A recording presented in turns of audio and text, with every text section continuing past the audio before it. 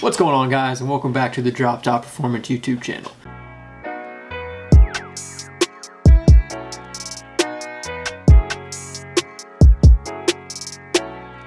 I know it's been a while since I've uploaded any type of tuning instructional videos or any type of tuning videos in general, but to be honest, the business is kind of like, it's kind of turned into a business, so it has taken up quite a bit of my time, and part of the fact is this is just kind of, YouTube has kind of been on the back burner for me, and it is what it is, but it's a new year and new me, so I'm going to try to upload more often, more regularly. I know I've said that a million times, but I really think consistency is the key, and I keep getting, I don't know if it's just been the end of the year or what, but the last couple weeks I've probably got 2 or 3 requests a week, people asking me to upload more tuning videos and just asking where I'm at, and I've inspired people, which is realistically the whole reason I got into this thing.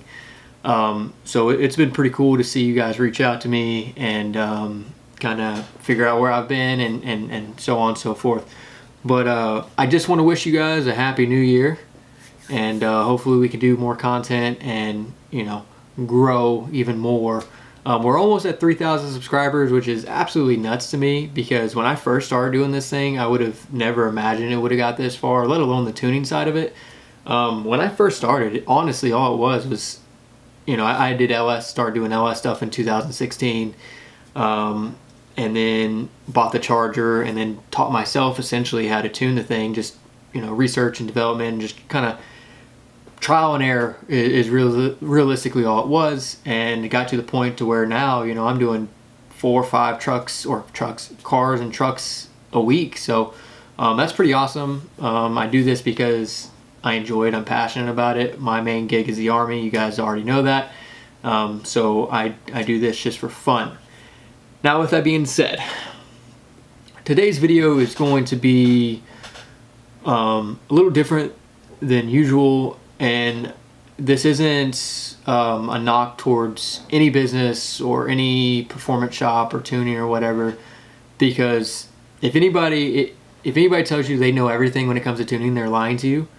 You're always going to learn something. You're always going to be adapting and trying to figure out something else that's going to work better for this platform, because the truth of the matter is you can have the same cars with the same modifications in the same environment with the same tuner, same dyno, same everything, and the car is going to want something different than the other one. That's just the name of the game. And kind of what I'm getting into here is that there is no one shoe fits all when it comes to tuning. All right. If you are a shop, stick to the platform of which you know. Now, if you want to have a friend's car come in and play around with it and try to figure it out, then that's fine. There's no problem with that. I do that all the time because I'm a curious person. That's kind of how I got into the Dodge tuning thing from the get-go, because I was doing LS and then everybody else does LS, but nobody really does Dodge, so I wanted to figure it out myself, and here we are. Again, this is not a knock on any shop out there, but this is the tune I'm going to go over here in a second is a vehicle that was tuned by a shop that I'm assuming does mainly LS stuff, because all they did was add timing and set the power enrichment rate up and call it good. Not so much. That's not how, this isn't an LS, it's a Hemi, and it is what it is. I'm going to kind of go over the modifications done to this vehicle, which aren't that many. It's just a headers and cold air intake. Kind of show you what I would have done and show you what the shop actually did, and kind of just go over looking at your tune. Just because they're a performance-based shop does not mean that they can tune all platforms. I tune LS and mainly Dodge. I am not going to tell a Ford owner that I am going to tune his vehicle, because I don't know anything about Ford. Could I learn? Sure, but it's you know, I don't really want to delve into that type of stuff. There's other shops out there that are way more knowledgeable on the Ford stuff than I am, so I just let them take care of it. LS guys, you need to take the same approach, because you can't just throw timing at these Hemis like you can in LS. An LS1, you could see 27 to 28, maybe 30 degrees of timing, depending on where you are, what type of fuel you have, and how good the fuel is in that location. You cannot do that with these Hemis.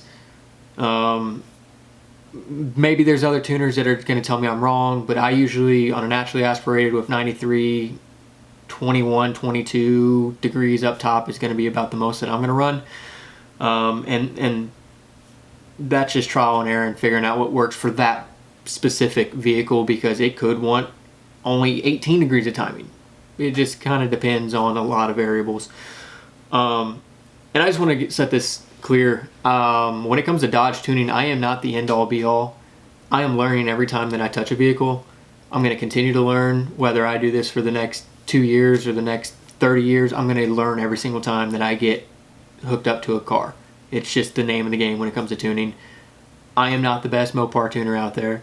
I wouldn't even consider myself that. There are plenty of reputable shops that do tuning on the Dodge platforms. I do my thing, they do their thing. There's enough people out there for everybody to get a slice, and I'm not worried about any of that. But I do want to go over this tune here in a second and kind of show you guys what we're dealing with here. What I'll do is I'll pause this and then screen record this so we can go through everything. Just kind of make it blend a little bit better. Alright guys, so I'm going to be up in one of the corners now. What you're seeing is a 2013 Dodge Charger. It's a GPEC to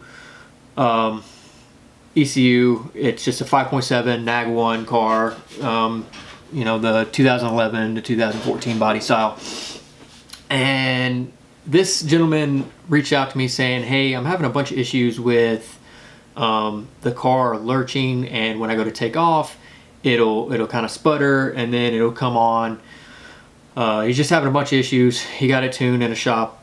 I'm not going to name the name. I'm assuming the guy is a LS tuner just based on some of the things I've seen here.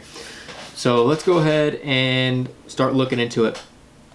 Now, he hasn't touched anything in general, nothing in idle. And what I'll do is let me open up a compare file and I'll put another stock tune in this thing just so you guys can see what we're looking at. Everything that's a different color has been modified, so and or different from factory, which majority of the things that you'll see in here are. So one of the first things I looked at was airflow, because that's just, for whatever reason, that was the first thing I decided to look at, and I went into speed density. Now I noticed that the VE tables were changed. I know from the factory that the Dodges run artificial neural network. They do not run VE, and they are all the same VE tables. So seeing that that's a different color, whereas it's green, I knew that it had been adjusted. So I come into here and I was like, well, it's definitely pretty bad, if you guys can see. But this is about what they look like stock. So I was like, let me compare and check it out. So I did, and it looks like the guy just kind of added a couple values over the whole table. Or just, I don't know. Either way, we'll get to that point here in a second.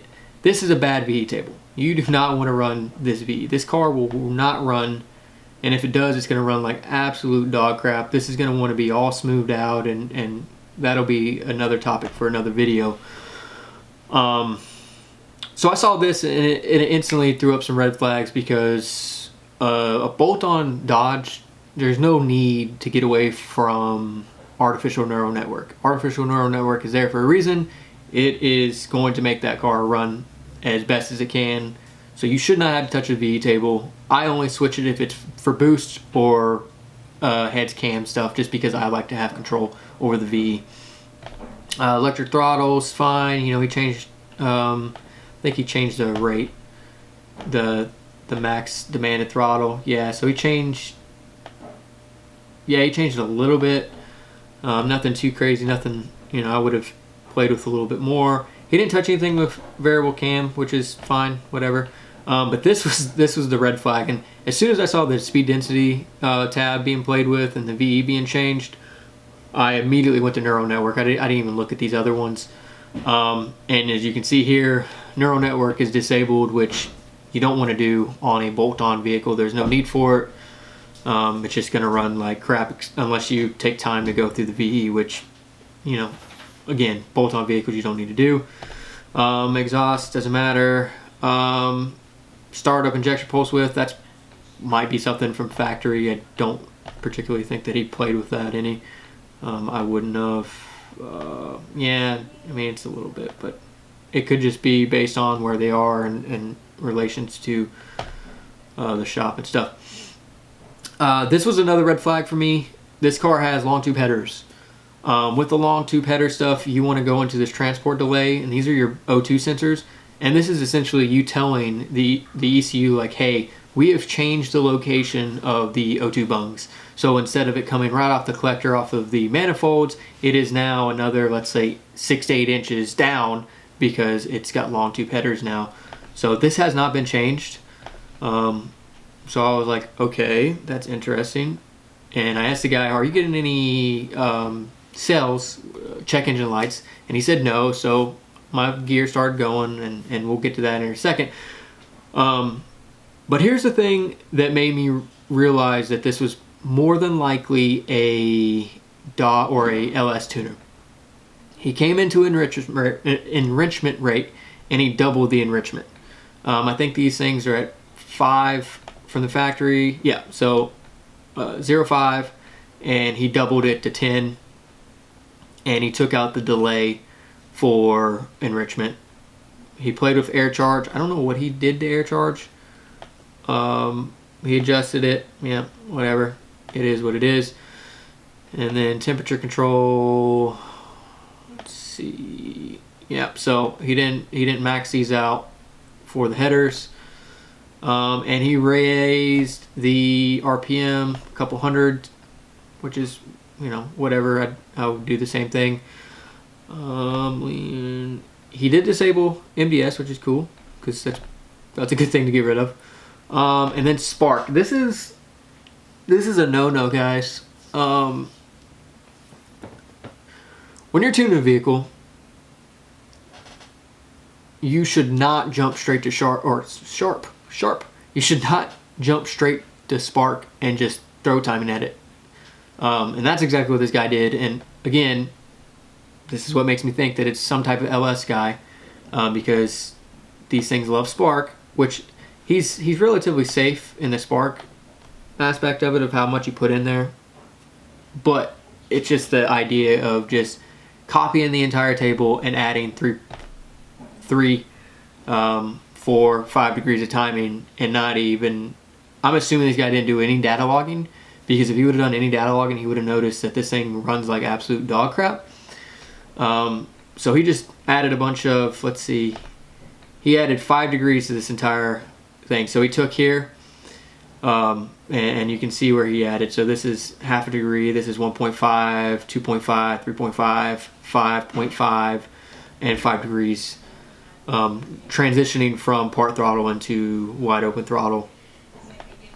So don't do that. And then we're going to go into watt.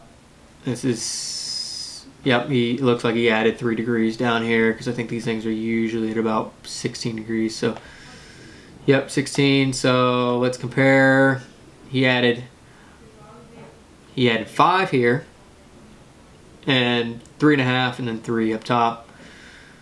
Again, sure, fine, whatever. Whatever. He did the same for watt lock pin for the most part. Actually, I think that's just changed from factory. Yeah, so I'm pretty sure that's all he changed. Those are the only things that I looked at, and once I saw that, I told this dude, I was like, look, man, get that stock tune reflashed and just drive the car, save money, and then if you want to get a tune through me, I'll help you out. If you want to get a tune through anybody else, go for it, but at least do your research. Trans tune, I don't know if he touched anything on the trans. I didn't look at the trans. Maybe a little bit. But this could also just be, yeah, he didn't touch this trans. This could just, I'm pretty sure this is just stuff from the factory that are different between the model years. So let's go into engine diag, because remember earlier I was saying, hey, are you getting any type of cell pop-up, check engine lights? And he was like, no. So I'm gonna tell you what this guy did. Instead of fixing the problem, the cells are there to tell you, hey, there's a problem. You need to fix this problem. And you say, okay, let's try to fix it, right? Not this guy. This guy, aside from running it on VE and not even touching the VE table, all these green ones are different. So he knew that it was going to throw a O2 cell, so he unchecked those, he unchecked those, and I can almost guarantee you that he unchecked every single one down here, and there you go. So he unchecked all these, unchecked all those, and then he unchecked all those. So now, if you're running too lean, you won't know because he unchecked them.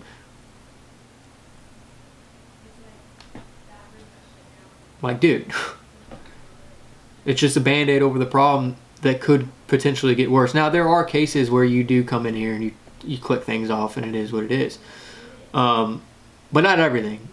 I mean, this guy went through everything and whatever. He raised the speed limiter, that's good. But as you guys can see here, guys, and I'm going to go ahead and make this big screen again because I want to talk to y'all for a second. So let me go ahead and pause this and save this clip. If you're going to tune a vehicle and you don't know what you're doing, reach out for help. If someone brings a vehicle to you and this is not your normal platform for tuning, ask for help. Look on the HP Tuners forums. There's forums all over the place that'll help you get there. Don't just throw timing at it. Don't just throw fuel enrichment at it and throw a band-aid over the cells or check engine lights and just think that it's good. And I don't know what this customer paid. I'm hoping not a lot. I hope that what it was this guy just went to this shop and was like, hey, will you just do something a little bit, like what will this much money give me or whatever. I don't know the case. That's what I'm hoping, rather than him spending $600-700 for dyno time and a tune, and now he's got that. I've seen 3 vehicles like this week, and that's why I'm making this video. Okay, customers, you guys watching this, even if you're a tuner yourself, go to a specific shop that does specific work for that specific platform and that specific brand, because you're going to run into stuff like this, and then this guy is going to have to pay me to fix his stuff. Okay, he's now paying twice for something he could have done right the first time and been happy with it. Okay, and this is not a video saying that I'm the best in the world, because I'm not. I am mid-tier in the way that I view myself. I'm self-taught. There's guys out here like Ryan at Flying Ryan Performance that have been doing this since 2005, who've been doing it a whole lot longer than me, who are the SMEs towards this platform. I am getting better, and I am learning. Each car is a stepping stone to, what I will be eventually 3 years from now. But I know messed up when I see messed up. This is messed up. Guys, do your research before you go to a shop or have somebody tune your vehicle, and see what their reviews are, see what platforms that they tune, see how many of those platforms they've tuned, and look at the reviews. Not just on their website or on their Facebook page, because those can be altered. Ask around. Get on the forums. Ask people. They're going to tell you. Just because somebody gives, a bad rating to a tuner because of this, that, and the third, doesn't necessarily mean don't deal with them. But if you start seeing 4, 5, 6, 7, 8 different people saying the same stuff, it's probably a red flag. Okay? But that's pretty much all I got for this video. I just wanted to kind of go over some of the things that I've been dealing with lately. And kind of wanted to tell y'all that I'm back. Hopefully, we'll see in 2 weeks from now if I'm still making videos or if I have time. But thank you guys for watching. Hopefully you learned something from this. Reach out to me at Drop Top Performance on Facebook anytime. I'm always kind of active.